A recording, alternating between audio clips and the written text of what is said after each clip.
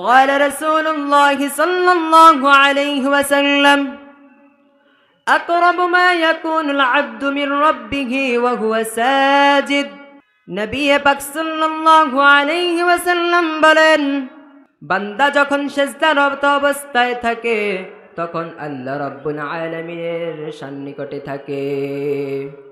বান্দা যখন নামাজে দাঁড়ায় তখন আল্লাহ তার সাথে কথা বলতে থাকেন।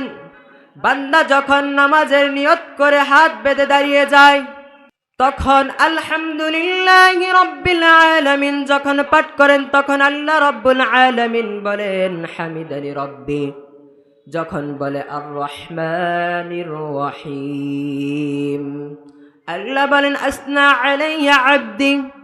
যখন বলেন মালিকি ইয়াউমিদ্দিন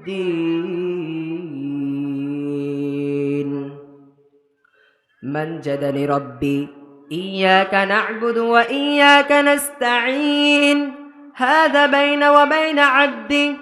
আল্লাহ রাব্বুল আলামিন এভাবে বান্দার প্রত্যেকটা কথার সাথে জবাব দিতে থাকেন এবং আল্লাহ পাক বলতে থাকেন, ও বান্দা এতক্ষণ পর্যন্ত যা কিছু চেয়েছো সবকিছু আমি তোমার নামে দিয়ে দিলাম, তোমার আর কিছু চাওয়ার থাকলে চেয়ে নাও, আমি তোমাকে সবকিছু দিয়ে দিব।